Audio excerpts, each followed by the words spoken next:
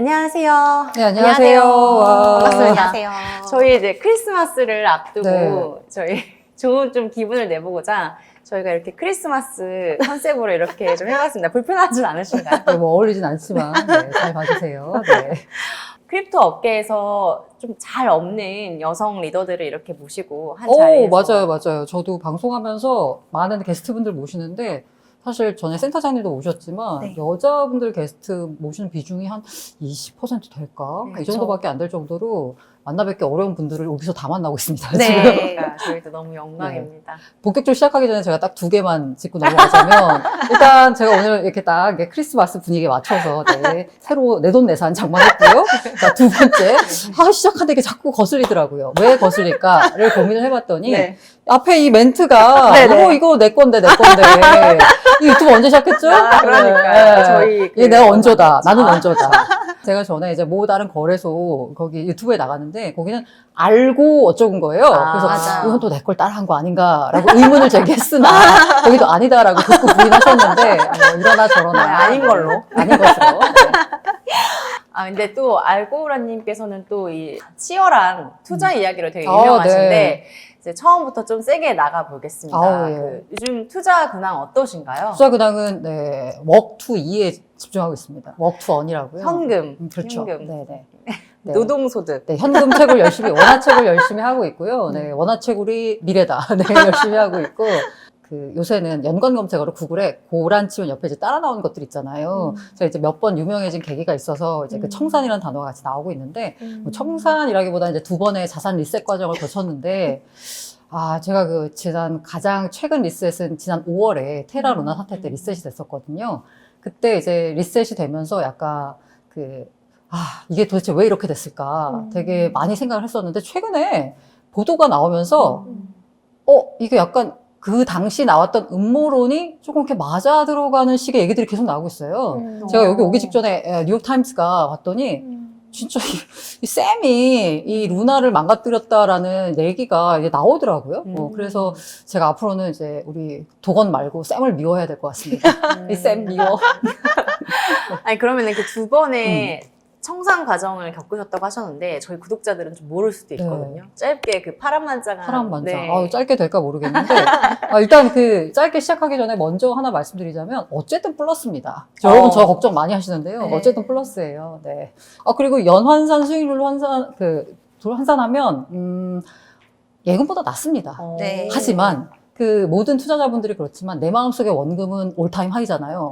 그쵸. 네, 그거에 비하면 이제 많이 한 거고, 첫 번째 청산 과정은 이제 지난 5월은 저에게 가정의 달이 아니라 청산의 달인 것 같은데, 네, 이른바 이제 붓다 빔이라고 하죠. 부처님 50날을 전후로 해가지고 비트코인 가격이 급락을 했어요. 근데 제가 당시에는 이 2021년을 돌이켜보면 2021년 초부터 2월 달에 테슬라 보도가 나오면서 정말 진짜 거침없이 올랐거든요. 그래서 제가 약간 리스크 관리에 약간 소홀했다. 그래서 그야말로 이제 디파이를 통해서 이른바 이제 이자 농사를 짓는데, 레버리지 비율을 확 올려갖고 지은 거죠. 그러다 보니까 이제 가격 급락에 이제 청산이 나왔던 거고, 이제 큰 깨달음을 얻고, 이제 이렇게 하면 안 되겠구나. 그리고 사실 당시로서만 해도, 내가 살면서 이렇게 큰 돈을 만져볼 일이 있을까 싶었거든요. 그런데 그 당시로서는 거의 한 자산의 10%, 5% 될까 말까 하게 그냥 정말 아무 생각 없이 사놨던 루나 가격이 정말 오르기 시작하는 거예요. 근데 그게 아시다시피 거의 20만 원까지 갔었잖아요. 그래서 아마 제가 이렇게 큰 돈을 많이 번 이유가 뭐냐면 저는 사는 건 잘 사거든요. 근데 못 팔아요. 저도 그럽니다. 네, 못 팔아요. 그게 문제예요. 맞아요. 그래서 이제 못 팔기 때문에 맞아요. 그 루나로 큰 수익을 올릴 수 있었던 거예요. 루나를 팔지 않고 그걸 가지고 계속 이른바 앵커 프로토콜 통해서 여기저기 그냥 이자 농사를 짓고 있었는데, 아시다시피 그래서 제가 아까 이렇게 살면서 큰 돈을 벌 수 있었을까 싶었던, 이거 물론 다 그냥 숫자입니다. 전선상에 찍히는 숫자고 제가 꺼내 쓴 건 아니라서 있는데, 근데 정말 약간 그때 사왔던 정말 아무것도 아니던 루나가 정말 이렇게 불어나가지고, 이제 막판 됐을 때는 이게 지난번보다 오히려 더 이제 불어난 거죠. 근데 이제 지난 5월에 모두 다 아시겠지만, 가격이 정말로 급락을 했죠. 네. 급락을 하면서, 네, 이른바 또 한 번의, 네, 자산 리셋 과정을 거치면서, 네, 지금은 열심히 이제 웍투언을 하고 있고요. 자, 웍투언을 하면서 그러면 이제 포인트 투자 안 하세요라고 물어보면 삽니다. 적립식으로 사고 있습니다. 네. 저는 약간 사람들이 지금 어떻게 해야 돼요? 라고 물어보면 제가 생각하기에 비트코인 2만 달러 언더는 그냥 합리적인 가격, 합리적이라기보다는 뭐 더 떨어질 수 있지만 길게 봤을 때는 괜찮은 가격 아닌가라고 생각해서 돈 생기면 조금씩 사라고 해서요. 네. 월급 받으면 조금씩 사고 있습니다. 네. 그럼 4,000배가 오른 건가요? 루나요? 네. 그쵸. 뭐 평당가 5,000원으로 따져도 몇 배거든요. 500원부터 시작했다고 했으니까. 네. 근데 추가로 아마 더 매수를 샀죠. 더 네, 하셨으면서 맞아요. 평단가가 조금 네, 높아지실 수 맞아요. 있고. 그래 봐야 뭐, 네. 근데 그게 보통 보면 주변에 보면은 야, 어떻게 그때까지 안 팔고 있었냐라고 말을 하거든요. 말씀드린 제가 못 팔아가지고. 네, 못 버티는 걸 잘하시는 스타일이신가 보다. 그쵸. 진짜 못 팔아요, 진짜. 그게 큰 문제야. 약간 더 오를 것 같은 기대감. 네, 그렇죠. 여기서 떨어지지만 길게 보면 오를 것 같아 라고 했는데 그 전략이 약간 첫 번째 리셋 과정을 거칠 때는 제가 이제 이 레버리지를 썼기 때문에 저는 약간 버틸 수 있다라고 다시 올라올 거라고 믿었지만 그걸 이제 못 견디고 한 거잖아요. 그래서 이거는 이 레버리지의 정말 이 리스크에 대해서 크게 깨달았고, 그리고 이제 두 번째 이제 그 테라 루나 사태 터졌을 때는 사실 그래서 이 레버리지 LTV 관리를 되게 잘했어요. 잘했는데, 이건 워낙 자산 가격이 너무 급락하다 보니까 뭐 어떻게 손 쓸 수가 없는 상황이었던 거고, 그렇습니다. 버티는 걸 잘합니다. 아니, 그러면은, 진짜 대단하시네요. 진짜. 네. 그러면 만약에 정말 다시 불장이 온다라고 하면은 그때는 가감없이 팔 생각이신가요? 그때도 못 팔 것 같아요. 현생에 뭔가 돈 필요하면 팔겠죠, 뭐. 네, 딱히. 그래서 지금 약간 후회되는 건 뭐냐면, 제가 이제 집을 사면서 이게 다 모두 다 이제 은행과 함께 사는 거잖아요. 그때 이제 수익이 많이 났을 때는 이거 조금만 팔면 이거 다 빚 할수 정리할 수 있는데. 있었거든요. 근데 당시에는 금리가 워낙 낮으니까. 네. 그거 뭐하러 이거 하냐. 이자 얼마 안 이자 얼마 안 되는데, 이거 투자하면은 뭐 수익이 뭐 훨씬 더. 19%, 뭐 28% 나는데, 갚을 생각을 안 했거든요. 그쵸. 근데 지금 금리가 너무 많이 올라가지고, 그게 약간 후회돼요. 그때 빚이라도 다 갚아둘 걸. 그 부분 약간 후회됩니다. 정말 짧게만 들어도 되게 네. 파란만장하네요. 맞습니다. 아니, 그러면은 저희가 오프닝 때 가상자산의 뭐 과거를 좀 더 짚어보겠다라고 얘기를 했는데, 아마 가상자산 여기에서는 씬에 들어온 지 가장 오래되신 것 같은데, 네네네. 언제 비트코인을 처음 알게 되신 거예요? 이게 처음 알게 됐다라는 이 질문을 보고서 네. 제가 아직도 기억이 나는 게 2016년 하반기에 이제 그 경제부에서 뭔가 이렇게 그때 당시에 제가 있었던 곳이 약간 온라인을 강화하자, 인터넷을 강화하자였어요. 이제 지면에서 점점 이제 옮겨가는 거잖아요. 그러면서 이제 뭔가 인터넷에 맞는 컨텐츠를 좀 만들어 보자라고 해서 회의를 하고 있는데, 그때 어떤 후배가 우리 내돈내산 한번 해보자라는 거예요. 그러니까 이제 우리가 기사를 쓰면은 요새 무슨 게 유행한다라고 해서 무슨 펀드 쫙 쓰고 뭐 무슨 뭐 예금이 유행이라면 예금 막 기사 쓰는데, 항상 나오는 질문이 그거라는 거예요. 야, 그렇게 좋으면 네가 하지 왜 이걸 쓰냐고. 그래서 그렇다면 우리가 내가 하자. 그렇게 좋으니까 내가 하자라는 컨셉으로 해서 직접 해당 기사를 쓰는 기자가 뭔가 상품을 선정을 해서 그 상품에 내돈내산으로 투자를 하고 그 투자기를 쓰는 거, 이걸 이제 아이디어를 낸 거예요. 근데 제가 처음에 한 게 뭐냐면, 뭐 너무나 다 해야 되는 연금저축 상품이에요. 왜냐하면 이거 소득공제 나오니까 이거는 뭐 당연히 해야 되니까 그걸 했어요. 그리고 나서 이제 두 번째는 P2P를 했어요. 근데 마침 또 제가 예전에 알던 분이 P2P 업계로 옮겨가셔가지고 이런 게 있다라고 해서 신기하다라고 해서 이제 그때 P2P를 해봤고, 세 번째 제 차례가 돌아오는데 제가 사람을 만나면 항상 물어보거든요. 그래서 뭐 하세요라고 물어봐요. 뭐 투자하세요 요즘? 그날 마침 만나기로 했었던 당시 운용사의 CIO 분이 혼자 나오기가 좀 뭐하니까 그 회사의 막내 대리를 데리고 나온 거예요. 그래서 제가 여전히 물었죠. 뭐 투자하세요? 갑자기 그 대리가 핸드폰을 쫙 보여준 거예요. 저는 비트코인 투자합니다. 이러는 거예요. 그래서 그거 뭐예요? 그랬더니 이게 뭐라고? 그거 사기 아니에요? 제가 그랬어요, 진짜. 그랬더니 기자님 이거 사기 아니고 자기는 매번 사 모은다고 하면서 한번 공부해 보시면 되게 재밌을 거라고. 처음에 이제 10만 원을 넣었어요. 그럼 이거 한번 해보자. 어차피 10만 원은 그냥 나 무슨 일이 벌어져도 해서 10만 원을 넣었는데 입금이 반영이 안 된 거예요. 근데 이제 마음이 급해가지고 10만 원을 또 넣었어요. 근데 나중에 이제 20만 원이 이제 반영이 돼서 20만 원 투자를 했는데, 비트코인이라고 하니까 그래서 이제 비트코인을 이게 한 개를 안 사도 된다고 하더라고요. 그래서 있는 돈으로 아직도 기억나는 게 그때 한 120 몇만 원 했어요. 그래서 0.1개를 샀습니다. 20만 원이잖아요. 남았을 거 아니야. 남는 돈으로 이더리움을 샀어요. 당시 이더리움은 한 6천 원, 7천 만 원이 안 됐던 가격이었던 것 같거든요. 그러고 나서 샀다 이러고 있으면 이제 사자마자는 뭐 안 보고 있으니까 그래 올랐구나 내렸구나 이러고 있는데 밤 12시에 우연히 그 앱을 딱 열었는데 가격이 바뀐 거예요. 깜짝 놀랐어요. 가격 안 움직일 줄 아셨어요? 증권시장처럼 3시 반에 문 닫는 줄 알았어요. 지금 그래서- 잘 끝났는데. 이렇게 3시 반에 확인하고, 이렇구나 하고 있다가, 우연히 그냥 이게 열어봤는데 갑자기 12시에 가격이 달라지는데, 이게 쳐다보고 있는데 가격이 계속 움직이는 거야. 그다음부터 잠을 못 자겠는 거예요. 이게 뭐지 싶었는데, 그래서 이걸 해준 그 해당 그 거래소의 그 홍보 매니저님한테 전화해가지고, 예를 들면, 미선님, 제가 진짜 궁금한 게 있다. 이게 왜 자꾸 가격이 변하냐? 그랬더니, 한밤중에도 막.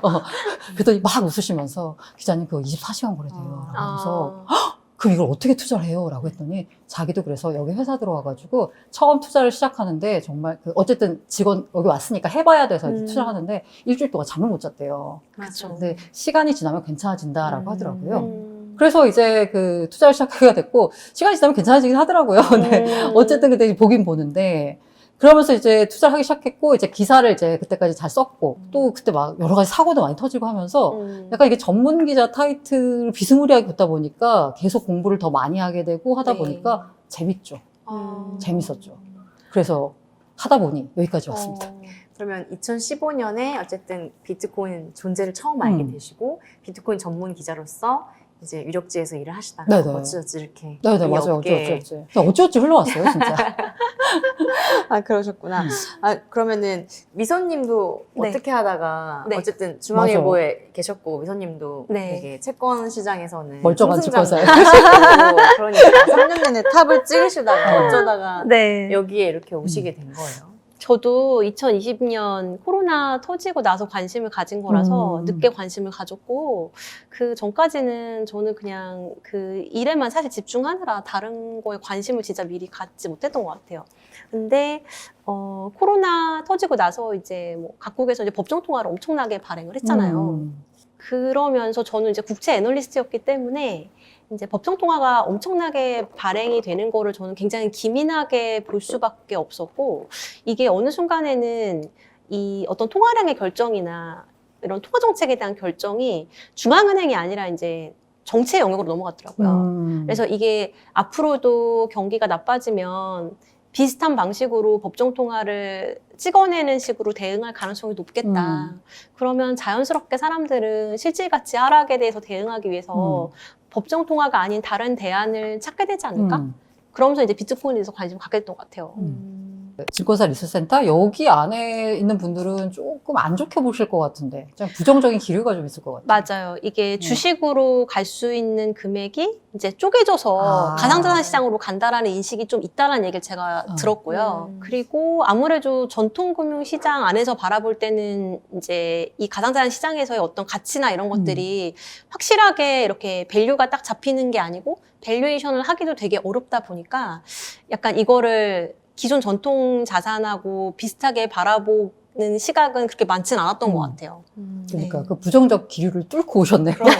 근데 미선님이 이 시장에 오셨을 때는 그 당시 상황이 어땠어요? 시장 좋지 않았나요? 그때 시장 좋았어요. 네. 시장 좋을 때. 대표님은 어떠셨어요? 그때요? 여기가 넘어오셨을 때, 전향하셨을 때. 2018년은 다시다시피 그런 엄청난 하락장을 겪었잖아요. 네. 안 좋았죠. 굉장히 안 좋았죠. 그렇죠. 네. 이제 안 좋고 있다가 이제 네. 점점점 이제 올라오는 상황이었어요. 네네네. 네, 그러면 두 분 다 어쨌든 오자마자 얼마 안 돼서 시장이 안 좋아지신 거잖아요. 맞아요.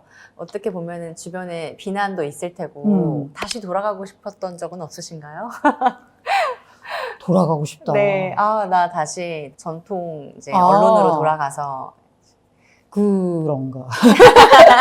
아니, 제가, 그래서 어쨌든 간에 이제 중앙일보라는 회사에 있고, 그 조인트 벤처에 있다가, 2021년, 그, 3월 말 기준으로 해가지고 이제 회사를 나왔거든요. 그때 마침 코로나가 터졌잖아요. 네네. 그래서 개인적인 가정 생활을 영위하는 데 있어서, 이 조인트 벤처에 있을 때는 제가 시간을 매니징 할 수 있었는데, 여기 들어가게 되면 그게 안 되는 거잖아요.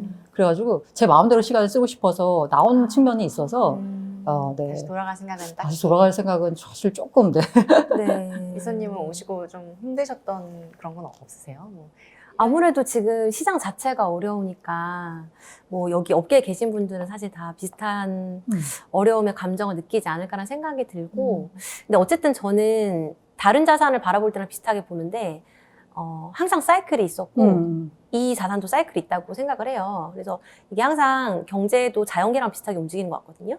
항상 이렇게 움직이면 어떤 저점의 바닥이 있고 그 다음에 어쨌든 뭐 반등하는 흐름들이 나오고 그러니까 그게 언제가 될지는 우리가 정확하게 예측하기는 어렵지만 어떤 인과관계의 측면으로 이제 바라보게 되면 연준이 어쨌든 기준금리 인상은 뭐 거의 이제 종료되는 수준에 가까워진 것 같고 그러고 나면 어쨌든 그 다음은 뭐 동결을 한 다음에 인하로 가든지 아니면 동결을 좀 더 길게 가든지 뭐 인상을 한 다음에 뭐 한두 번 더 할 수도 있지만 어쨌든 그것이 끝일 거고 그 다음에는 어쨌든 금리 인하로 빠질 것 같고 그러면서 전체적으로 사이클이 또 한번 바뀔 거라는 생각이 들어요. 근데 이제 지금 시장은 매크로 요인 말고도 이제 가상자산 시장 자체의 문제들도 사실 있고 그런 것들이 이제 점차 이제 해결되는 과정들을 내년에 아마 거치게 되지 않을까 싶고 그런 해결되는 과정들을 시장 안에서 이제 경험을 하는 것도 의미가 있는 것 같아요. 네. 고란 대표님은 그러면 이 시장에서 견디는 어떤 힘의 원천이 있을까요? 뭐 사명감이라든지 아니면 나는 여기서 이미 난 시조새야 약간 이런 느낌인 건지 궁금합니다. 저희는 사실 배우는 단계라고 느낄 수 있어서. 사명감. 사명감이라고 말하면 돼. 사명감. 네, 아니면 이제 물려버리는 가상자산을. 그렇죠. 이제 발을 뺄 수가 없을 정도로 물렸기 때문이기도 하고, 제가 그런 기자를 하겠다는 사람들은 기본적으로 약간 그런 공명심과 네. 그리고 약간의 관종기가 다 있는 사람들이 기본적으로 한다는 생각이 들거든요. 근데 약간 어쨌든 이쪽 업계에서는 그래도 제 이름을 대면 제가 이제 신문사 들어오면서 약간 잃었던 궁극적인 목표 중에 하나가 뭐냐면 안녕하세요 고란입니다 라고만 말을 해도 알 수 있는 사람이 되고 싶었거든요. 네네. 예를 들면 이동진 같은 경우에 조선일보 이동진이 뭐가 중요해요. 그냥 이동진이지. 그런 사람이 되고 싶었는데 그게 어쨌든 간에 어떤 분야에서 굉장히 두각을 나타내야 되는데 다른 분야는 너무 잘하시는 분들 많잖아요. 근데 아까 말씀드린 대로 그때 처음 왔을 때는 이게 없어. 약간 무주공산이어서 제가 약간 깃발 꽂은 약간 그런 면이 있는데 네. 여기서는 약간 고란입니다 하면 다 알아주는 약간 이런 것 때문에 아마 네. 더 있는 게 아닌가 하고요. 사명감이라고 하면 투자의 관점에서 시장을 접근했으면 하는 바람이에요. 왜냐하면 그 코인 시장을 바라보는 게 다 투기다. 사기다라고 하는데 요걸 조금이라도 투자 시장으로 조금 더 한 걸음 다가가는데 제가 조금 도움이 됐으면 하는 이런 바람입니다. 아니 요즘 어쨌든 이렇게 넘어오셨는데 이제 한창 전통 금융, 뭐 전통 언론 이런 데서 넘어오려고 하다가 요즘 갑자기 한파가 불어닥치면서 요즘 안 넘어오시더라고요. 네네. 미리 넘어와 계신 저희는 저희 업계에 되게 훌륭하신 분들이 많이 왔으면 좋겠거든요. 저는 그런 분들한테 좀 만약에 뭐 이직을 고민하고 있는 그런 기자가 있다면 뭐 코멘트나 뭐 어떤 얘기 해주실 수 있으실까요? 오지 마 라든지 아니면 배워볼만 하다라든지 아니 뭐 저는 본인이 재밌으면 돼. 재밌는 거 해라. 미소님은 어떠세요? 애널리스트들도 좀 크립토에 관심 많이 갖고 있잖아요 요즘. 자기가 있는 위치 안에서 좀 공부할 수 있는 부분들을 미리 좀 공부를 하면서 시장을 바라보면서 나름의 어떤 참여를 하는 것도 저는 방법이라는 생각이 들고 어쨌든 뭐 이쪽으로 업계를 옮기고 안 옮기고의 문제라기보다는 저도 비슷한데 제일 중요한 건 자기가 좋아하는 일, 자기가 행복감을 느끼는 일을 하고 그곳에 위치해 있는 게 아마 가장 개인에게는 좋은 선택일 것 같아요. 어려운 얘기를 좀 한번 그러면 해볼게요. 2022년 가상자산 시장을 5글자로 이야기해 본다면 혹시 어떨까요? 고란 대표님.